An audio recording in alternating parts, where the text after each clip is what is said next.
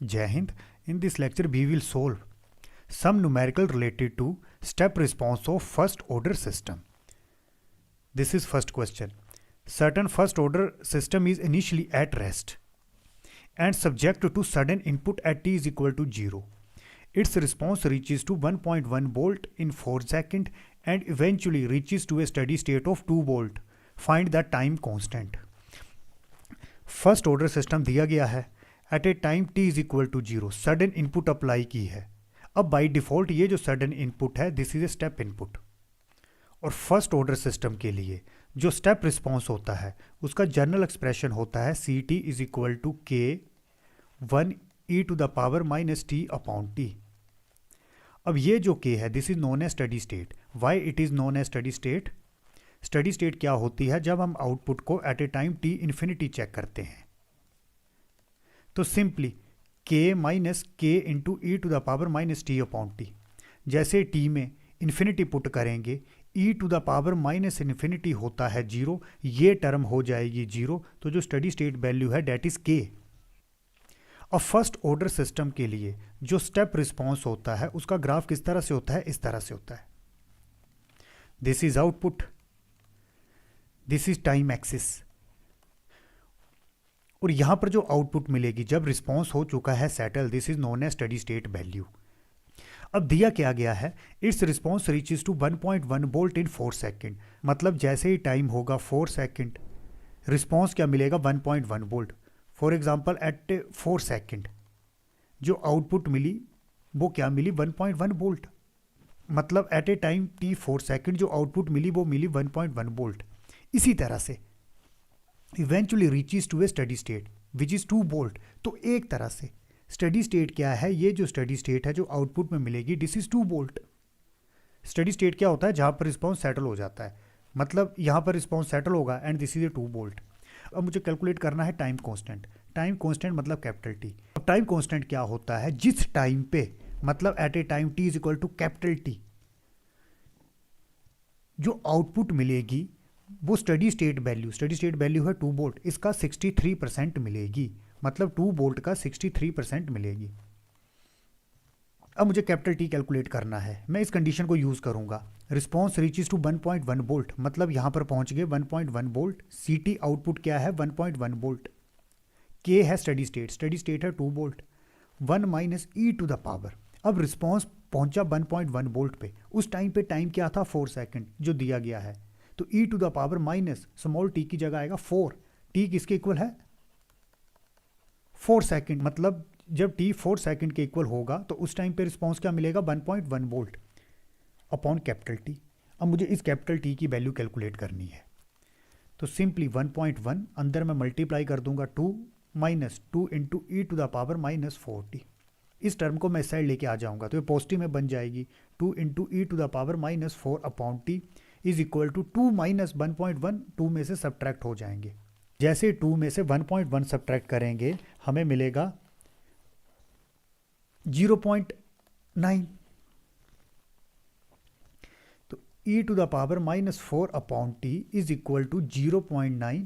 2 से डिवाइड कर देना है, ये मिलेगा 0.45. अब मुझे इस कैपिटल टी की वैल्यू कैलकुलेट करनी है. यहां पर है e, तो मैं दोनों तरफ नेचुरल लॉग लूंगा. ये जो नेचुरल लॉग और ई है ये एक दूसरे को कैंसिल करेंगे और बचेगा क्या? -4 अपॉन टी. ऐसा क्यों मैंने बोला? नेचुरल लॉग क्या होता है?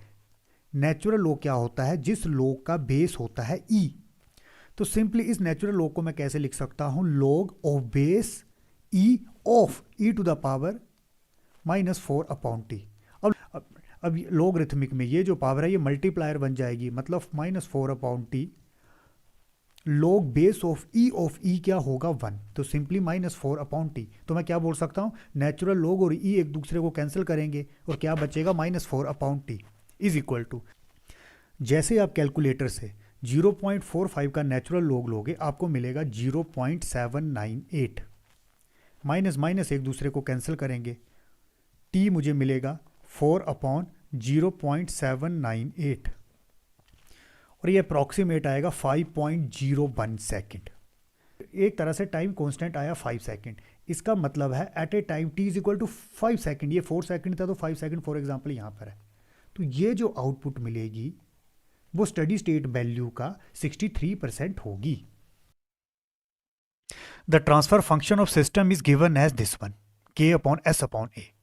If unit step input is applied, the output reaches 50% of final value in 1 second. Calculate a. तो बच्चों इस क्वेश्चन में जो ये जर्नल वाला फार्मूला है ct is equal to K 1 minus E to the power minus T upon T, इसको use नहीं करना है। इसको यूज क्यों नहीं करना है? यहां पर ट्रांसफर फंक्शन दिया गया है, यहां पर मुझे ट्रांसफर फंक्शन दे दिया गया है k अपॉन एस प्लस ए। तो इस क्वेश्चन में मुझे आउटपुट कैलकुलेट करनी पड़ेगी। तो एक तरह से आउटपुट किसके इक्वल होगी? C S is equal to R S into transfer function. Transfer function क्या दिया गया है? K upon S plus A, and this is a first order system. अगर आप ट्रांसफर फंक्शन की कैरेक्टरिस्टिक इक्वेशन देखते हो तो एस की हाईएस्ट पावर है 1। आर एस कितना होगा? जो इनपुट दी गई है वो दी गई है यूनिट स्टेप। तो यूनिट स्टेप का जो लैप्लास होता है वो क्या होता है? 1/s, आपको पता है। एक तरह से आर एस के प्लेस में मैं भरूंगा 1/s into K s plus a. Simple इसको पार्शियल फ्रैक्शन के थ्रू कैसे लिखूंगा? a upon S plus B upon S plus a. अब मुझे a और b की वैल्यू कैलकुलेट करनी है। यहां पर जो रूट्स हैं, रूट्स कौन से हैं? s इज इक्वल टू 0, दूसरा रूट है s is equal to minus a. या आप बोल सकते हो जो पोल लाई करते हैं वो 0 पे किया और दूसरा माइनस ए पे किया। एक तरह से जो रूट्स हैं वो डिफरेंट है और रियल है। तो मैं शॉर्टकट मेथड से ए और बी की वैल्यू कैसे कैलकुलेट करूंगा? अगर मुझे ए की वैल्यू कैलकुलेट करनी है तो एस की वैल्यू है 0, तो सिंपली ये फंक्शन था, मैंने फंक्शन यहां पर लिख लिया है। तो एस की वैल्यू है 0, एस को ढक लेना है, बाकी फंक्शन में एस की वैल्यू 0 पुट कर देनी है। जैसे 0 पुट करूंगा तो ये 0 हो जाएगा, तो बनेगा क्या? के अपॉन ए। तो ए की वैल्यू आई के अपॉन ए। इसी तरह से बी की वैल्यू कैलकुलेट करेंगे। बी के केस में एस की वैल्यू है माइनस ए, इसको कवर कर लेना है और ये जो एस है यहां पर माइनस ए पुट कर लेना है। तो क्या आएगा? के अपॉन माइनस ए। अब ये वैल्यू ऊपर पुट कर लेते हैं। ए की वैल्यू आई K upon A S, minus B की वैल्यू क्या आई थी? के अपॉन ए, माइनस मैंने यहां पर लिख लिया है, इंटू एस प्लस ए। तो एक तरह से k अपॉन ए मैं लूंगा कॉमन, तो अंदर क्या बचा? 1/s minus 1 upon S plus a. अब मैं ले लूंगा इनवर्स लैप्लास, तो यहां पर इनवर्स लैप्लास लेना है, यहां पर इनवर्स लैप्लास लेना है। अब जैसे इनवर्स लैप्लास लेंगे तो टाइम डोमेन में चले जाएंगे, मतलब C T is equal to K upon A. 1/s का इनवर्स लैप्लास क्या होता है? यू टी, मतलब 1। जनरली कंट्रोल में यूटी मतलब जो स्टेप सिग्नल है इसके जगह पर हम 1 लिख सकते हैं, माइनस 1 अपॉन एस प्लस से। इसका इनवर्स लैप्लास क्या होगा? E to the power minus a t का लैप्लास होता है 1 अपॉन एस प्लस से। तो सिंपली 1 अपॉन एस प्लस से इसका इनवर्स लैप्लास क्या होगा? E to the power minus a T.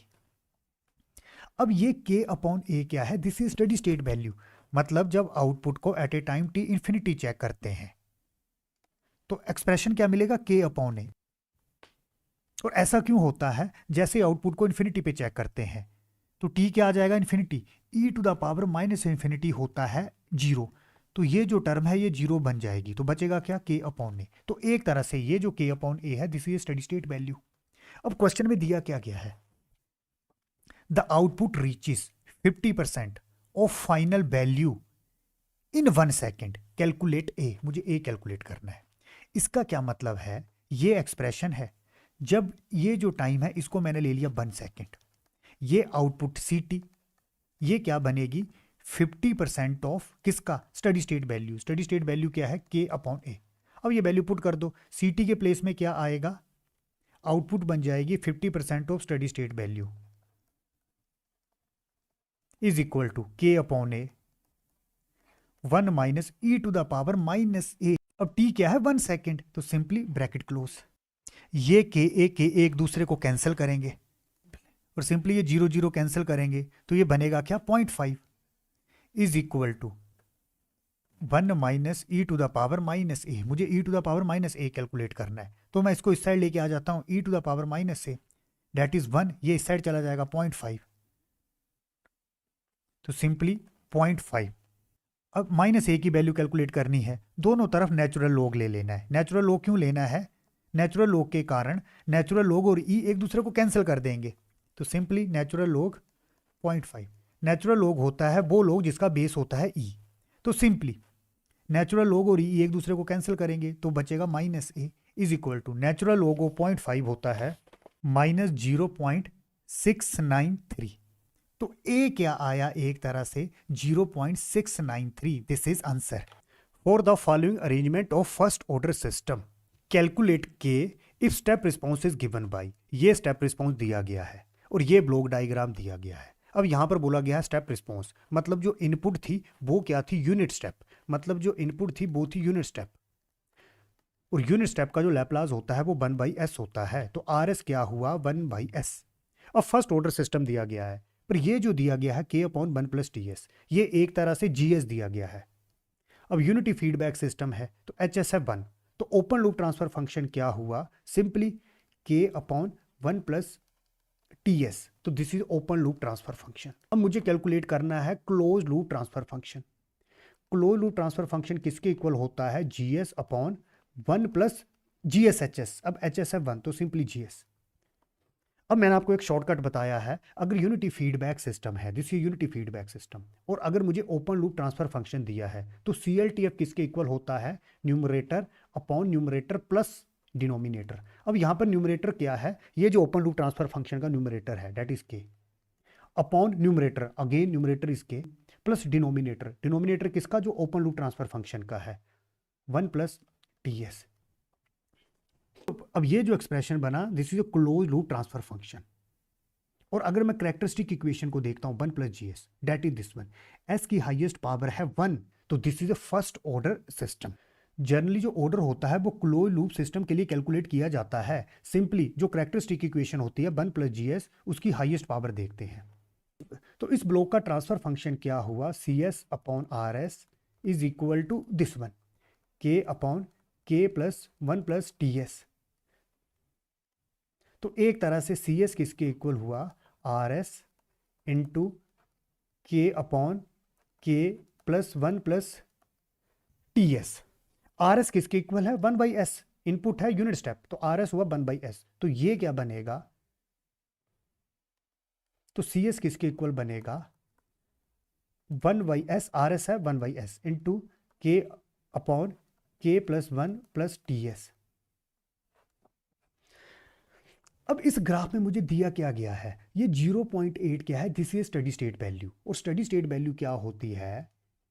Output when time approaches to infinity. मुझे आउटपुट कैलकुलेट करनी है when time approaches to infinity. और अगर मैं फाइनल वैल्यू थ्योरम यूज करता हूं, मतलब मुझे CT कैलकुलेट करना है when time approaches to infinity, this is infinity. तो थ्रू फाइनल वैल्यू थ्योरम ये किसके इक्वल होगा? Simply limit S approaches to 0 S into C/S। और ये किसके इक्वल है? 0.8। और C/S मैंने यहां पर कैलकुलेट कर दिया, तो सिंपली मैं इस तरह से वैल्यू पुट करूंगा, limit S approaches to 0 S into CS का ये एक्सप्रेशन लिख लेना है। ये SS एक दूसरे को कैंसिल करेंगे। अब इस फंक्शन को लिमिट S अप्रोचेस टू 0 पे चेक करेंगे, तो सिंपली K/K + 1 ये टर्म हो जाएगी 0। S क्या है? 0 is equal to 0.8। Steady state value क्या दी गई है? 0.8। एक तरह से ये जो स्टडी स्टेट आउटपुट है इसको हम कैसे कैलकुलेट कर रहे हैं? Through final value theorem. और according to final value theorem limit S approaches to 0 S.CS। अब क्वेश्चन में बोला क्या गया है? मुझे K की वैल्यू कैलकुलेट करनी है if step response is given by. तो K की वैल्यू यहां से कैलकुलेट कर लो। K is equal to 0.8K plus 0.8। 0.8 को K के साथ मल्टीप्लाई करना और 1 के साथ मल्टीप्लाई करना है, तो K - 0.8K is equal to 0.8। K - 0.8K होता है 0.2K इज इक्वल टू 0.8। और K कितना आएगा? 0.8 अपॉन 0.2 इज इक्वल टू 4। तो K आया 4, और K ही हमें कैलकुलेट करना था। इस क्वेश्चन को देखते हैं। A first order system and its response to a unit step input are shown in figure. Calculate system parameter A and K। अब मुझे ब्लॉक डायग्राम और ये रिस्पॉन्स दिया गया है। अब ये ओपन लूप सिस्टम है, यहाँ कोई फीडबैक यूज नहीं किया है, तो एक तरह से ओपन लूप ट्रांसफर फंक्शन किसके इक्वल हुआ, C s upon R s is equal to K upon S plus a. C s upon R s, इसको मैं क्या बोल सकता हूँ, जी एस। अब इस क्वेश्चन में जो फर्स्ट ऑर्डर सिस्टम बोला गया है वो ओपन लूप सिस्टम के लिए बोला गया है। तो सिंपली ओपन लूप सिस्टम में अगर मैं डिनोमिनेटर में एस की हाईएस्ट पावर देखता हूं तो वो है 1, तो this is first order system. इसी तरह से अगर इस ट्रांसफर फंक्शन को मैं टाइम कांस्टेंट फॉर्म में लिखता हूं, टाइम कांस्टेंट फॉर्म किस तरह से होती है, 1 plus minus t S form, तो एक तरह से यहां पर आएगा के अपॉन, नीचे मैं कॉमन लूंगा ए, तो सिंपली ए जैसे कॉमन लिया तो ये बनेगा 1, तो मैं इसको 1 पहले लिख लिया, प्लस यहां पर आएगा एस अपॉन ए, तो this is K upon a upon 1 plus s plus a. अगर मैं इन दोनों को कंपेयर करता हूं, 1 plus minus t s, 1 plus s upon a, तो टाइम कांस्टेंट क्या आया, 1 बाई ए, तो टाइम कांस्टेंट आया 1 बाई ए। अब बच्चों आपको मैं कंसेप्ट बताता हूं, अगर मेरे पास फर्स्ट ऑर्डर सिस्टम का ट्रांसफर फंक्शन दिया गया है, this is A transfer function for first order system, और साथ में अगर इनपुट अप्लाई करते हैं यूनिट स्टेप इनपुट, मतलब ये जो आर एस है ये क्या है, 1 बाई एस, मतलब यूनिट स्टेप इनपुट है। अगर इस ट्रांसफर फंक्शन को मैं टाइम कांस्टेंट फॉर्म में लिखता हूं तो ये जो न्यूमरेटर में टर्म आएगी this is a steady state value, तो के अपॉन ए क्या है, this is steady state value. Steady state value क्या होती है, जब हम आउटपुट को at a time T infinity check करते हैं, तो this is a steady state value. पर यह कंडीशन कब वैलिड होती है, अगर मेरे पास फर्स्ट ऑर्डर सिस्टम का ट्रांसफर फंक्शन दिया गया है जैसे यहां पर दिया गया था, और साथ में जो इनपुट है वो यूनिट स्टेप होनी चाहिए, और जब हम उस ट्रांसफर फंक्शन को टाइम कांस्टेंट फॉर्म में लिखते हैं तो जो न्यूमरेटर में टर्म आएगी वो एक तरह से आउटपुट की स्टडी स्टेट वैल्यू होता है। इसको मैं प्रूव भी कर देता हूं। स्टडी स्टेट वैल्यू आउटपुट की क्या होगी, जब आउटपुट को at a time T infinity में चेक करता हूं, तो सिंपली अगर मैं फाइनल वैल्यू थ्योरम लगाता हूं तो किसके इक्वल होगा, limit S approaches to zero S dot C T को लैप्लास डोमेन में ले जाऊंगा। अब सी एस कैलकुलेट करना है, मैं यहां से कैलकुलेट करूंगा, C of s is equal to R of s into ये जो ट्रांसफर फंक्शन है K upon S plus a. R S क्या है, स्टेप इनपुट है, और स्टेप इनपुट का लैप्लास होता है 1 बाई एस इंटू के अपॉन एस प्लस ए। अब ये जो सी एस है मैं यहां पर पुट कर दूंगा, तो सिंपली स्टडी स्टेट आउटपुट क्या मिली, output when time approaches to infinity is equal to limit S approaches to zero S dot C s जो मैंने यहां पर कैलकुलेट किया, के अपॉन एस प्लस ए। ये दोनों एस एक दूसरे को कैंसिल करेंगे और इस फंक्शन को लिमिट एस जीरो पे चेक करूंगा, जैसे एस की वैल्यू जीरो पुट करूंगा ये जीरो हो जाएगा, तो एक तरह से बचेगा क्या, के अपॉन ए। तो this is steady state value, और यही study state value directly shortcut से यहां पर कैलकुलेट कर दी थी। अब आउटपुट की स्टडी स्टेट वैल्यू कितनी दी गई है, 2, तो के अपॉन ए किसके इक्वल हुआ, 2। अब मुझे इस क्वेश्चन में कैलकुलेट करना है के एंड ए, और पहली इक्वेशन क्या आई, K upon A is equal to 2। अब अगर इस ग्राफ को मैं देखता हूं तो this is step response at a time T is equal to 0। Step response पे एक टेंजेंट ड्रॉ किया गया है, ये टेंजेंट ड्रॉ किया है, और ये जो टेंजेंट है स्टडी स्टेट आउटपुट को इस पॉइंट पे इंटरसेक्ट करता है, और उस टाइम पे जो टाइम है वो क्या है, 0.2। तो आपको मैंने पिछले लेक्चर में कंसेप्ट बताया था, अगर मेरे पास है स्टेप रिस्पॉन्स और at a time T is equal to 0, अगर मैं टेंजेंट ड्रॉ करता हूं तो जो वो टेंजेंट होगा वो फाइनल वैल्यू मतलब आउटपुट की स्टडी स्टेट वैल्यू को किस टाइम पे इंटरसेक्ट करेगा, जब टाइम कांस्टेंट के इक्वल होता है। तो ये जो टी है 0.2 ये किसके इक्वल है, टाइम कांस्टेंट। ऑलरेडी पिछले लेक्चर्स में ये आपको कंसेप्ट मैंने बताया था। तो टाइम कांस्टेंट क्या है, 0.2। इसी तरह से यहां पर मैंने टाइम कांस्टेंट क्या कैलकुलेट किया था, 1 बाई ए। तो 1 बाई ए टाइम कांस्टेंट है 1 बाई ए के इक्वल, या फिर टाइम कांस्टेंट किसके इक्वल है, 0.2, that is this one, that is 0.2। और टाइम कांस्टेंट क्या होता है, टाइम कांस्टेंट वो टाइम होता है जहां पर जो स्टेप रिस्पॉन्स होता है स्टडी स्टेट वैल्यू का 63% मिलता है, मतलब इस टाइम पे t इज इक्वल टू 0.2, ये जो आउटपुट मिलेगी स्टडी स्टेट वैल्यू का 63% मिलेगा। तो यहां से मैं a की वैल्यू कैलकुलेट करूंगा तो a इज इक्वल टू 1/0.2, तो ये बनेगा 5, a आ गया 5। अब a की वैल्यू मैं यहां पर पुट कर दूंगा, k upon a is equal to 2, that is k upon 5 is equal to 2, तो k आ गया 10। और यही तो हमें कैलकुलेट करना था, a हमने कैलकुलेट कर दिया और k कैलकुलेट कर दिया। तो बच्चों इस लेक्चर के आपको मैं दो इंपॉर्टेंट पॉइंट बताता हूं। अगर मेरे पास फर्स्ट ऑर्डर सिस्टम का ट्रांसफर फंक्शन दिया गया है और जो इनपुट है यूनिट स्टेप इनपुट अप्लाई करते हैं, तो उस केस में अगर ट्रांसफर फंक्शन को मैं टाइम कांस्टेंट फॉर्म में लिखता हूं तो ये जो न्यूमरेटर में कांस्टेंट आएगा k upon a, this is known as steady state output. इसी तरह से एक दूसरा पॉइंट भी आपको याद रखना है, अगर इनपुट यूनिट स्टेप नहीं होती, मतलब इनपुट होती AUT, मतलब यूनिट स्टेप इनपुट को कांस्टेंट a के साथ मल्टीप्लाई किया है, तो उस केस में क्या होना था, जो आउटपुट की स्टडी स्टेट वैल्यू होनी थी वो किसके इक्वल होनी थी, simply k upon a into, और ये जो कांस्टेंट है a जिसको स्टेप सिग्नल के साथ मल्टीप्लाई किया है इसके साथ मल्टीप्लाई कर देना, मतलब k upon a into a। तो सिंपली पहला रूल आपको याद क्या रखना है, अगर फर्स्ट ऑर्डर सिस्टम का ट्रांसफर फंक्शन दिया है और इनपुट अप्लाई करते हैं यूनिट स्टेप इनपुट, तो अगर उस ट्रांसफर फंक्शन को मैं टाइम कांस्टेंट फॉर्म में लिखता हूं तो ये जो न्यूमरेटर में टर्म आएगी, ये जो कांस्टेंट फॉर्म है k upon A, this is a steady state output. इसी तरह से अगर इनपुट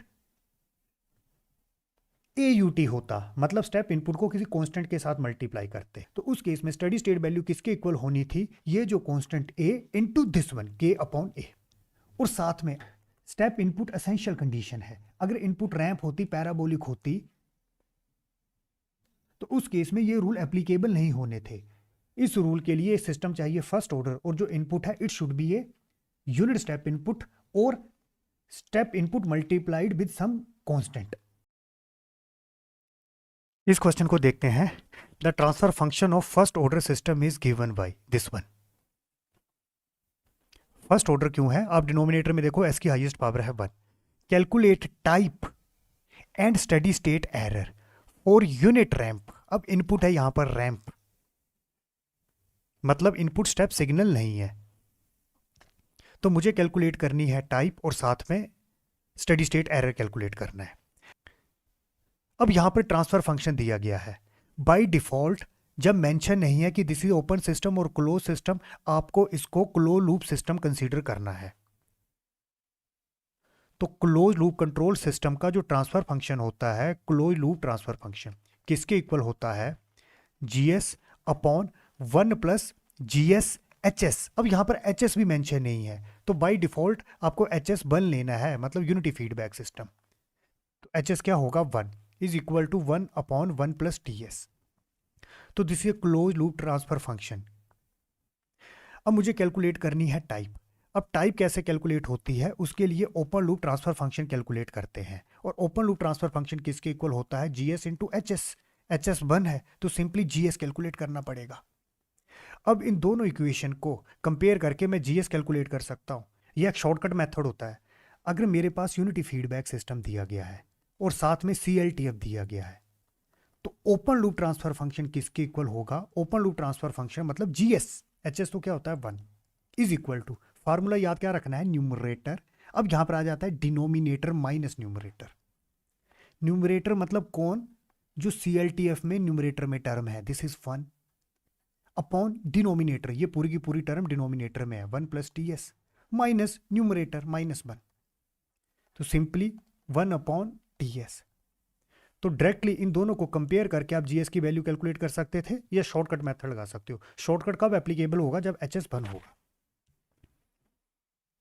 तो ओपन लूप ट्रांसफर फंक्शन क्या आया, GS is equal to 1 upon TS, ये इसको मैं लिख सकता हूं 1 upon T upon S। Type कैसे कैलकुलेट करते हैं, टाइप के लिए हमें ओपन लूप ट्रांसफर फंक्शन चाहिए, और हम ये देखते हैं कि ओपन लूप ट्रांसफर फंक्शन के कितने पोल ओरिजिन में लाई करते हैं, S की पावर है यहां पर 1, तो दिस इज टाइप 1 सिस्टम। अब मुझे कैलकुलेट करना है स्टडी स्टेट एरर। ऑलरेडी हमने स्टडी स्टेट एरर कैलकुलेट करना सीखा है। स्टडी स्टेट एरर का एक्सप्रेशन क्या होता है, limit S approaches to zero S dot E S, और ई एस किसके इक्वल होता है, R S upon 1 plus G S H S, H S यहां पर है 1। अब यहां पर जी एस क्या है, जो यहां पर कैलकुलेट किया ओपन लूप ट्रांसफर फंक्शन। अब वैल्यू पुट कर दो, स्टडी स्टेट एरर कैलकुलेट करना है। स्टडी स्टेट एरर क्या होता है, difference between input minus output when time approaches to infinity. S R S क्या है, अब यहां पर जो इनपुट है वो है रैंप, और रैंप का लैप्लास क्या होता है 1 बाई एस स्क्वायर, आपको पता है 1 plus G S, G S जो ये कैलकुलेट किया 1 अपॉन टी एस, एक एस इस एस को कैंसिल करेगा तो बचेगा क्या, 1 अपॉन इस एस को नीचे ले जाना है एस, प्लस एक एस बचा है उसको नीचे मल्टीप्लाई कर देना है इंटू एस, अब एस को इसके साथ मल्टीप्लाई कर देना है टी एस, ये एस एस एक दूसरे को कैंसिल कर देंगे। अब सिंपली इस फंक्शन को लिमिट एस जीरो पे चेक करेंगे तो ये क्या बनेगा 1 अपॉन ये जो एस है ये जीरो बन जाएगा, तो simply zero plus 1 by T, तो सिंपली आया टी। तो स्टडी स्टेट एरर क्या आया, टी, और टी क्या है, एक तरह से टाइम कांस्टेंट। लास्ट क्वेश्चन देखते हैं, a thermometer having first order dynamics, general में फर्स्ट ऑर्डर डायनेमिक्स बोल दिया गया है, is subjective to sudden temperature changes of 30 degree Celsius to 150 degree Celsius. If it has a time constant of 4 second, what temperature it will indicate after 4 second. तो time constant दिया गया है 4 second, और हमें जो आउटपुट कैलकुलेट करनी है वो भी 4 सेकंड में करनी है, मतलब जो टी है वो टाइम कांस्टेंट के इक्वल है, डेट इज 4 सेकंड। अब इस क्वेश्चन का मतलब क्या है, this is A time, this is A output. अब यहाँ पर आउटपुट क्या है, एक तरह से टेम्परेचर है। इनिशियली टेम्परेचर था 30 डिग्री सेल्सियस, बाद में ये 150 डिग्री सेल्सियस पे चला गया, मतलब एक तरह से यहाँ पर ये सेटल हो गया, आप इस तरह से बोल सकते हो, मतलब 150 degree Celsius is a steady state output value. अब इस तरह के क्वेश्चन को कैसे करना है, ऑलरेडी प्रीवियस लेक्चर में मैंने आपको फार्मूला बताया था कि जहां पर at a time T is equal to zero अगर आउटपुट की इनिशियल वैल्यू मिलती है तो फार्मूला क्या यूज करना है, C T is equal to K nought, K nought है यहां पर final value, plus inside bracket K initial, initial मतलब ये जो 30 डिग्री है, minus K nought E to the power minus T upon T. K nought क्या होता है, फाइनल वैल्यू, यहां पर आउटपुट की फाइनल वैल्यू क्या थी 150 degree Celsius, plus initial value जब टाइम था जीरो वो थी 30 degree Celsius, minus K nought final 150 E to the power minus T, T क्या दिया गया है 4 सेकंड, मुझे टेम्परेचर कैलकुलेट करना है व्हेन टाइम है 4 सेकंड, और टाइम कांस्टेंट कितना दिया गया है 4 सेकंड ही दिया गया है, और टाइम कांस्टेंट भी 4 सेकंड दिया गया है। ये दोनों एक दूसरे को कैंसिल करेंगे तो सिंपली 150 माइनस ये आ जाएगा 120 into E to the power minus 1, E to the power minus 1 आप कैलकुलेटर से कैलकुलेट कर लेना, जो फाइनल आंसर आएगा वो आएगा 105.0 सेल्सियस। तो दिस इज आंसर। तो इस क्वेश्चन में एक तरह से जो आउटपुट थी वो आउटपुट क्या था, टेम्परेचर। क्वेश्चन में दिया भी गया था is subjective to sudden temperature changes of 30 degree Celsius to 150 degree Celsius. अब ये सडन टेम्परेचर चेंज कैसे हुआ वो कोज हमें नहीं दिया गया है, तो इनिशियल टेम्परेचर था 30, बाद में हो गया 150, और मुझे कैलकुलेट करना था at a time T is equal to 4 second, तो ये फार्मूला लगाना होता है। अब ये फार्मूला कब लगाना है, जब इनिशियल कंडीशन दी गई है, मतलब at a time T is equal to zero, जो आउटपुट थी वो जीरो नहीं थी, वो कुछ वैल्यू है। अब क्या, अगर ये फार्मूला अगर इनिशियल वैल्यू जीरो है, क्या ये एप्लीकेबल है, तो उसको देख लेते हैं। अगर फॉर एग्जांपल ग्राफ इस तरह से होता, मतलब at a time T is equal to zero, initial value क्या है अब जीरो, तो इनिशियल वैल्यू होगी जीरो। अब आउटपुट देखते हैं, C T is equal to K nought, K nought क्या है final value that is this one, plus initial value हो चुका है जीरो, अब ग्राफ यहां से स्टार्ट हो रहा है, minus K naught e to the power minus T upon T. अब के नोट मैं कॉमन ले लूंगा, C T is equal to K naught common ले लिया, 1 माइनस, और यहां पर क्या आएगा e to the power minus T upon T. और ये एक्सप्रेशन कौन सा है, जो जनरल एक्सप्रेशन है जिसको हम फर्स्ट ऑर्डर सिस्टम में स्टेप रिस्पॉन्स के लिए यूज करते हैं। और ये के नोट क्या होता है, एक तरह से स्टडी स्टेट वैल्यू। तो ये जो फार्मूला है ये जरूरी नहीं है अगर कुछ इनिशियल वैल्यू दी गई है तभी यूज होगा। अगर इनिशियल वैल्यू 0 है तो भी ये फार्मूला यूज हो जाएगा। और जब मैंने कैलकुलेशन की तो बाद में जनरल एक्सप्रेशन ही आ गया।